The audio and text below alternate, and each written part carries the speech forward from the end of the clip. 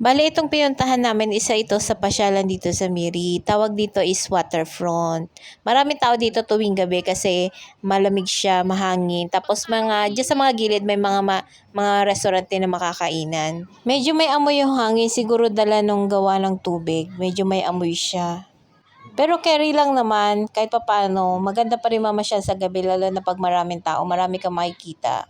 Pumunta kasi kami dyan, bali hindi kami nakapagpa-picture. Ngayon lang kami nakapagpa-picture kasi kapag sa tanghali ka magpa-picture, sobrang init. Kapag gabi, siguro tsaka hapon, maganda magpicturean dyan. Tapos ito pa yung isang pinuntahan namin, para siya mga container van, tapos may mga live band dyan siya sa gabi. Yung mga container van, pwede ka mag-inom sa gitna, tapos may mga pwede din umorder ng mga pagkain. Yung sa pinakamaraming ilaw, dun yung may parang live band siya. Parang kapag ka Sunday ata, hindi open sila. Kasi pumunta kami dyan Sunday, close yung pinaka-bar. Pero pag sabi nung mga babae na waitress, pag Friday tsaka Saturday, maraming tao dyan.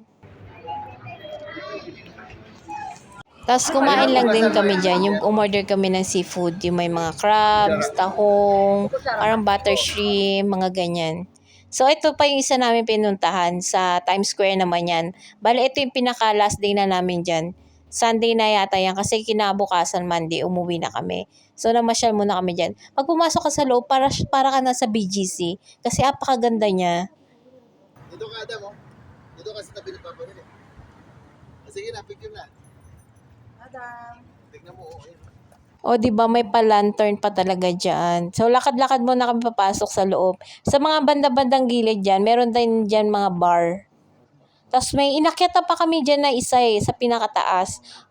Ang angos ng bar dun sa taas, ang ganda. Sa susunod, pupuntahan namin dun. Siguro kung gusto niyo mag-chill-chill, hanging with the friends, family, pwede kayong pumunta diyan. Isa yan sa magandang pasyalan diyan na napuntahan namin.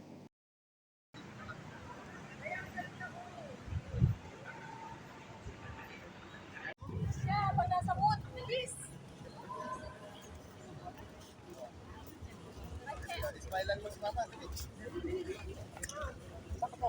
Doon, no? O siya, hanggang dito na lang. Sa susunod ulit. Bye-bye!